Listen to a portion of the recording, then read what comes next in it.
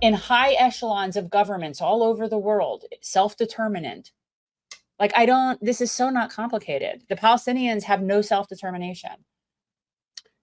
This is what they're going through. You know, how can you sleep at night thinking about it, that your tax dollar are responsible of killing innocent children just because AIPAC controlled this country? We have good candidates, moral candidates. You know, wake up, America. Wake up. We are human beings, and one human being cannot see the suffering of another human being, especially the women and children who are getting buried alive.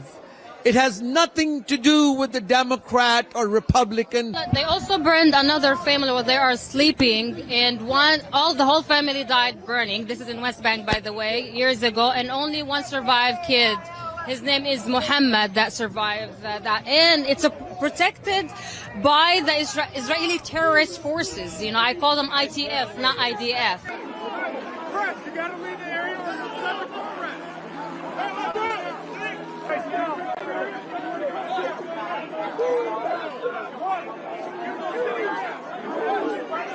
You guys are gonna lose your media passes if you don't go to the park.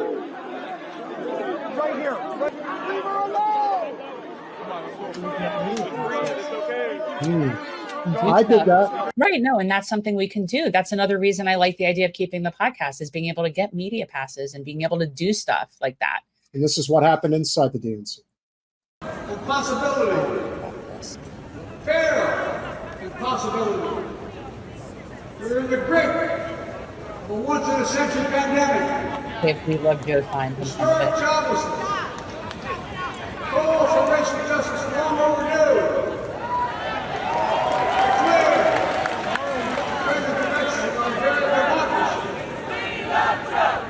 They started chanting, "We love Joe," to cover up the Palestinian protesters. Really says a lot about just the difference of where the energy is. But of course, the energy doesn't really feel like they have anywhere to go. Yeah. And that's what I think a lot of people need to understand about this system that forces us into these positions where we feel like we have to choose something that we really don't want to choose because we think it's going to help us, but it could be hurting so many others. Yeah. That's why we need a new path, whatever that's going to look like. Not sure yet. And the same is true, and I would say this for myself as I would say for anybody. If you're going to run for federal office, it doesn't matter if you're a Democrat, Republican, or running as an independent. It is a rich man's game.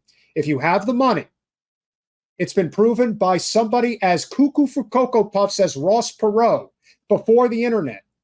Ran for president, you spent a lot of money, and you know what? Got almost 20% of the vote.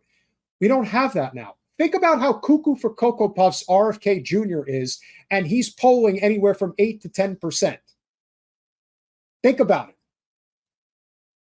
If I was a little bit more stable in my positions of what I'm running for office for, you would find yourself supporting me and not calling me cuckoo for Cocoa Puffs. You're not right on Israel. That's the problem. That is not true. No. I have said before that Israel it's our outpost in the Middle East. Yeah, that's the problem, and we need to not have that. I'm saying the truth. Yeah. That doesn't mean I'm wrong. Oh, God. Did you get the idea? Point being. Think about it. Think about if RFK was like his father or his uncle, like really that way, and he had 20, 30, 40 million dollars behind him. I mean, think about how effective he would be as a political candidate. I think I could be an effective political candidate, and I think I could be effective as an independent. Again, I think that you can be an effective candidate in the correct race. We've had this discussion. Like, I do think that, yes, I think you would be amazing. And then not only that, but then technically, philosophically, if we were working as in an independent capacity, we would be much more aligned with our own selves. Gail, I hope he does. I hope he gets 5% of the vote. But now there's talk. I remember, Mal, I know you did like RFK, and I liked a lot of his ideas. But you know what? Cuckoo for Cocoa Puffs. I had my friend Kira Hall come on, who worked for the campaign. No more. Because eventually margin calls, and you got to show your hand. It's so, and it goes, and it's whoever pays. And so now there is a real conversation happening. And of course, it's not going to happen until after the Democratic convention. But let me tell you, it is not going to shock me in the least if RFK drops out and endorses Trump. Yeah. It's just not going to surprise me. Not Me at this either. point. No. Because he can't get any footing. And the truth is, if this was really about changing the two-party infrastructure in the country, then he would be in it for that reason, but that's not why he's in it. He really thought that he could find his way to a 25-30% vote share.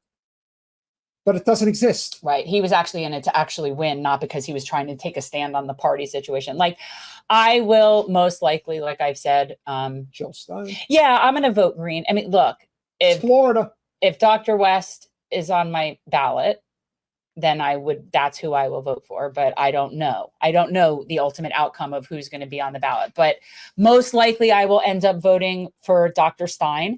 And it wouldn't matter to me if Florida was a red state, if Florida is a blue state. It wouldn't matter to me, because again, I'm not voting that way anymore. But that's the great thing about our group and the people that come on here and that we have our conversations with, like our amazing supporter, Double K. She is a union woman who lives in Wisconsin, and Wisconsin will be one of the 4 or 5 most important states in the general election. So it's understandable, especially since it's going to be such a close race. Yeah. And she is union, that she is going to be an ardent supporter of the Democratic ticket, because simply that is what is in her and I get many that. people's best interest. And I get that. Unfortunately, I think that the damage in Michigan is too much for that state to be viable for that. I just don't see it.